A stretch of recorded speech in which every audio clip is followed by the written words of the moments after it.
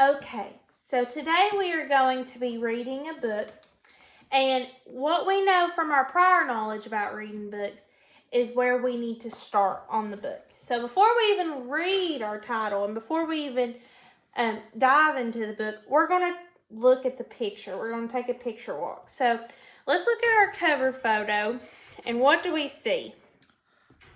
Baseball players. Some baseball players. And we see a bat. And what is on the bat? Bunch of names. A bunch of names. And if we counted those, how many do you think you see?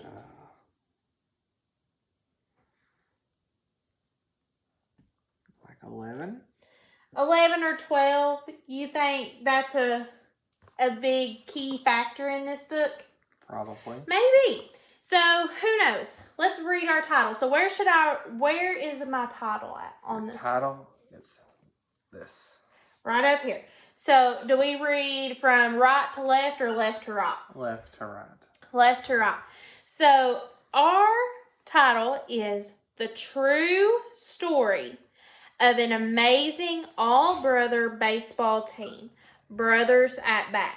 So, what are two big words in this title that tell us the genre of this book?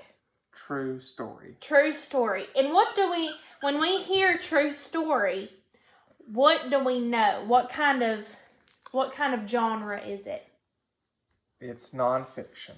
Nonfiction or a biography about the about whoever they're wanting to write about. Mm-hmm.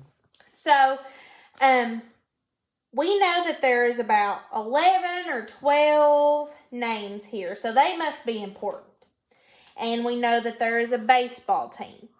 And we also know what were some big key words in this title. All brother. All brother. And it's true story, so this did happen.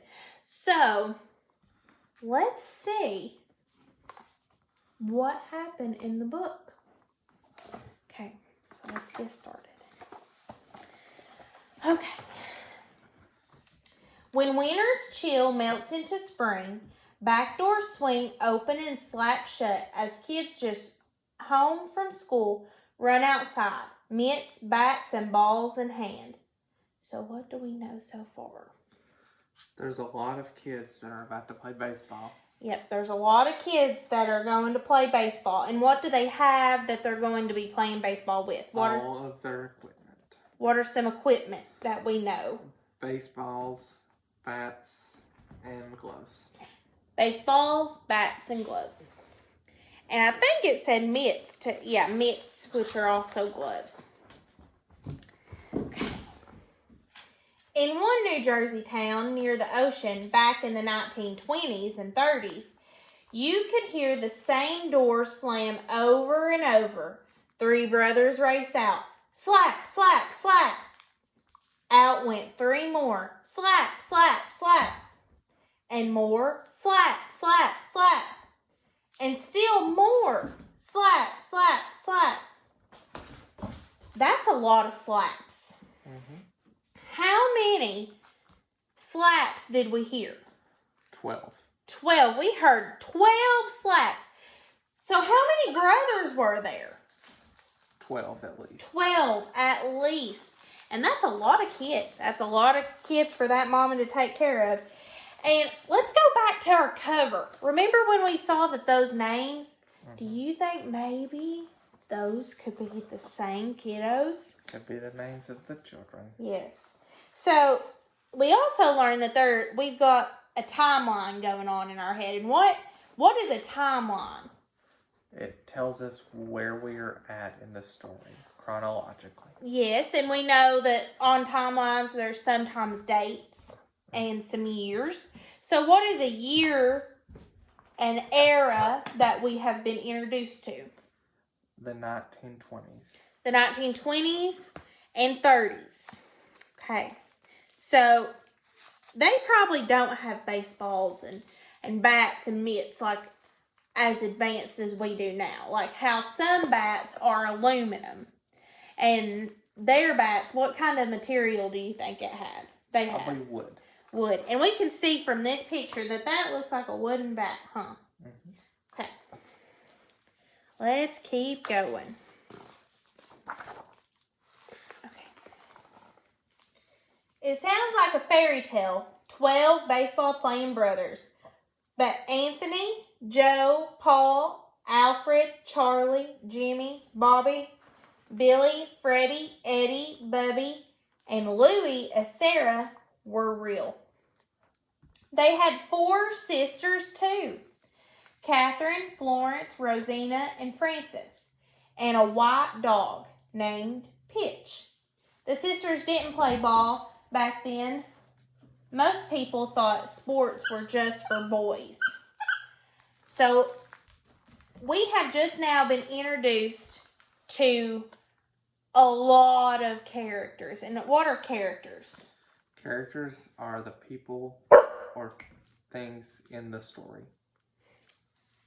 Characters are people or things in the story. And so, how many brothers have we just learned about? 12 brothers. 12 brothers. And there's a lot of names. And also, was it just the 12 at home? Was it all boys? No. No? How many, did they have other siblings? 4 sisters. 4 sisters. And what? A dog. A dog named Pitch. Yep. Okay. The Sarahs had so many kids that they slept 2 to a bed and sat 3 across in their outdoor bathroom. They ate dinner wherever they could find a seat, even on a baseball field. There were more boys than positions, but that didn't stop them from playing.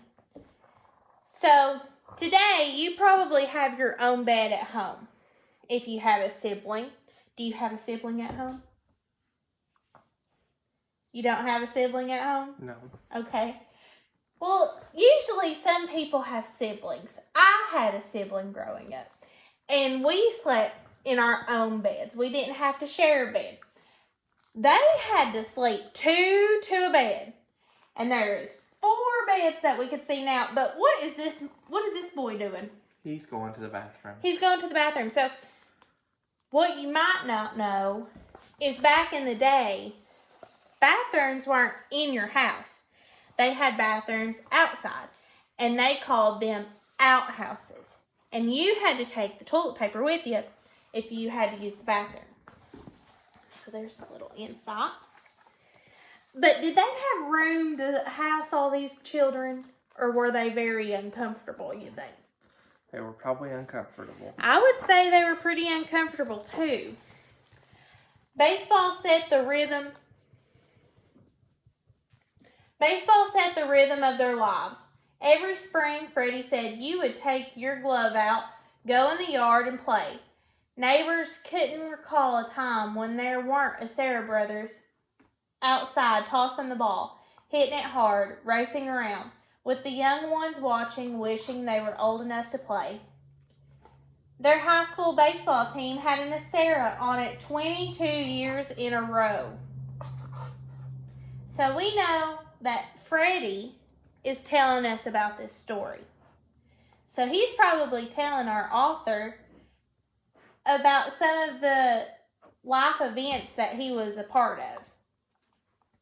And how many years was there a Sarah brother on a high school baseball team? 22. 22. That's a lot of years. 1938. In 1938, the brothers ranged in age from 7 to 32. The oldest 9 formed their own semi-pro team and competed against other New Jersey teams. Their father coached them and never missed a game. Their uniforms all said the same thing, as Sarah's. So here we're seeing the pictures of all the players. And how many players did they say? From 32 to, was it 7? From 7 to 32. That's a lot. That's a big age range. And what did they name their team? Their last name. as Sarah's. The infields they played on were dirt. Outfields were littered with rocks and sand. The brothers loved to talk about the day they played at the old dog track, an oceanfront stadium that had once been an auto raceway. It was there that Anthony, the oldest, hit a couple of home runs right into the Atlantic Ocean. They called Anthony Poser because of the way he'd stand at the plate as if his baseball card photo were being taken. Charlie, the fifth oldest, was the slowest brother. He was a good player, but a terrible runner. The brothers often joked about the time he hit a ball nearly out of the park, but only made it to second. Jimmy, the sixth brother, had a knuckleball people still talk about. You couldn't hit it, Eddie said. You couldn't catch it either. That ball danced in the air. Jimmy was a great hitter too, probably the best player on the team. So here we're learning about a few of some of the greater players.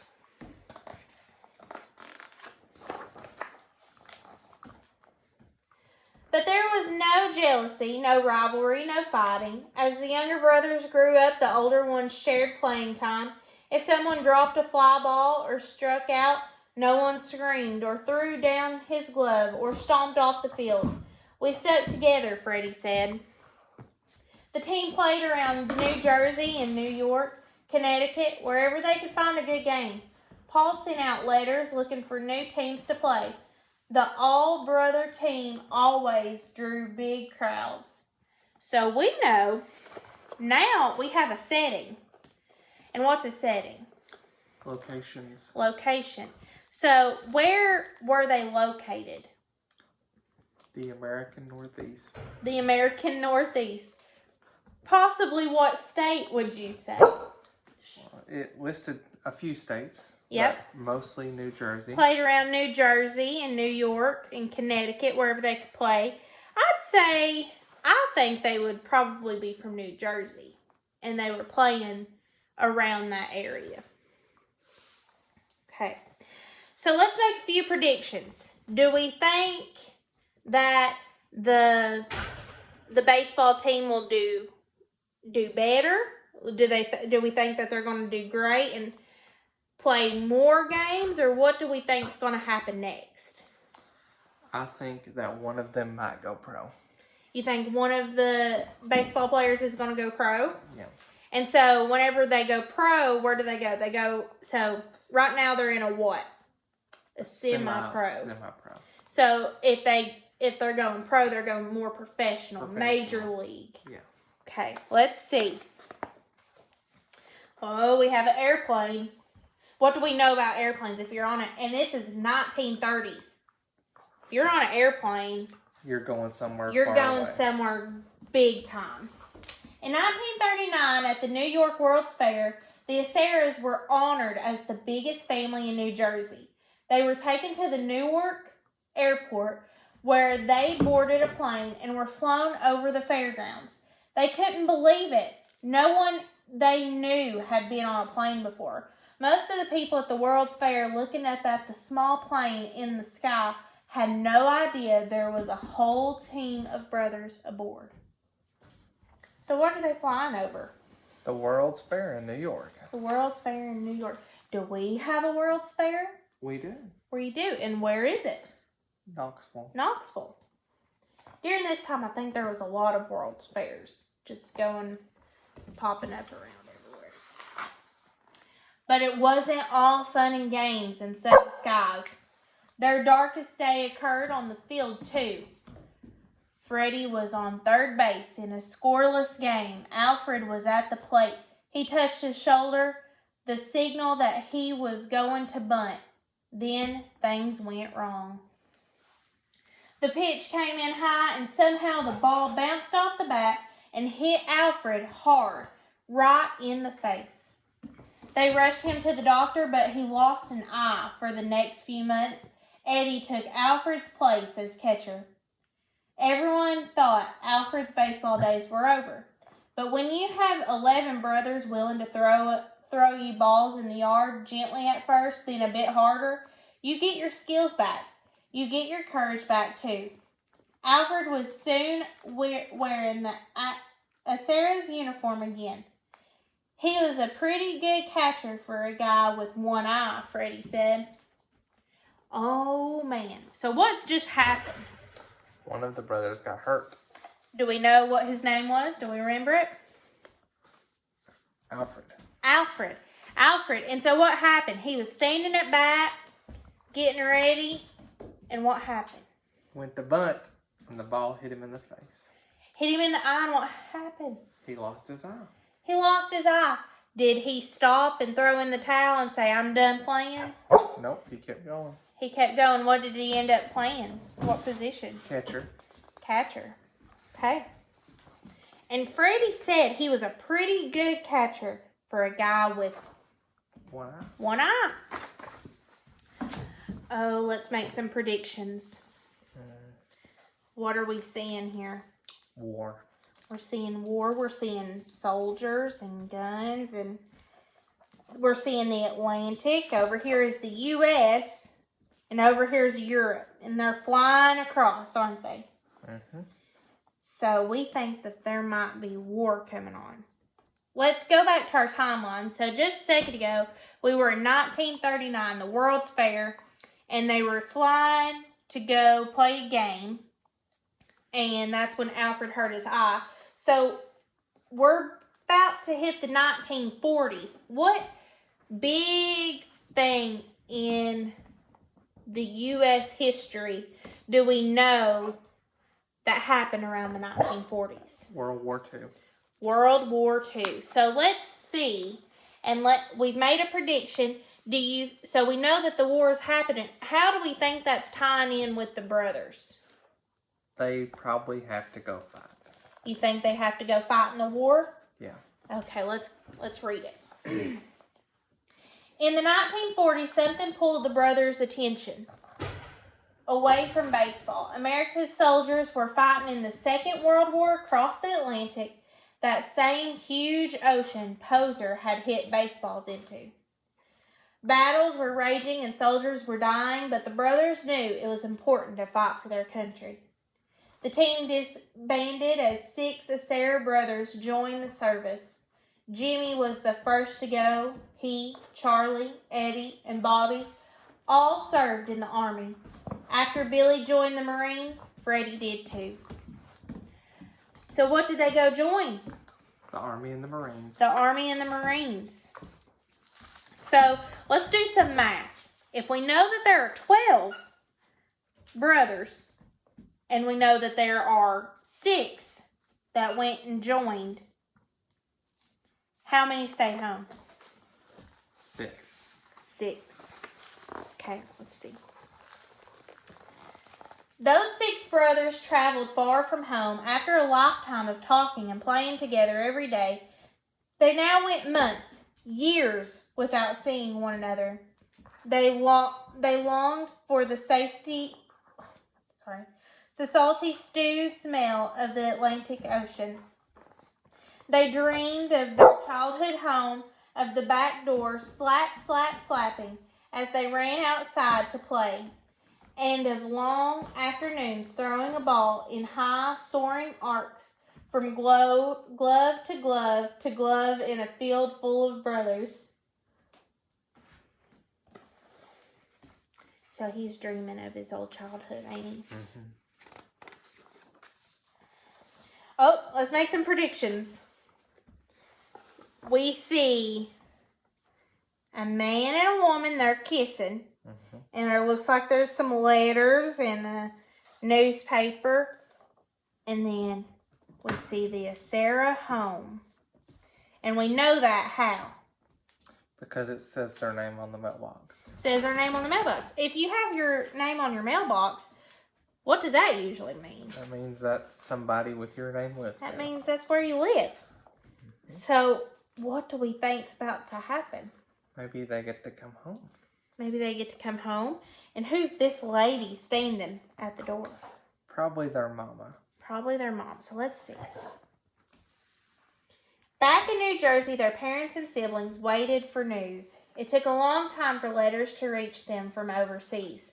There was a lot of time to worry. When the war finally ended, everyone was so happy. Eddie, out in California with the Army, was so excited that he went up to women he didn't even know and kissed them. Many American soldiers died in World War II, but the Asaras were very lucky. One by one, all 6 brothers returned from their time in the service. Mama Asara cried each time a boy walked in the door. So they're coming home. They've made it home. My mama would be happy if I came home from war safely. By the summer of 1946, the family was ready to get back to baseball. They were all older, of course. The poser's heart had grown weak, so now he coached the team. They joined the Long Branch City Twilight Baseball League, and over the next 6 years won the league championship 4 times. Every Sunday, crowds filled the stands to watch the all-brother team play. So, in this picture, where are we at? We are at a baseball game. We're at a baseball game, and we have, what are these?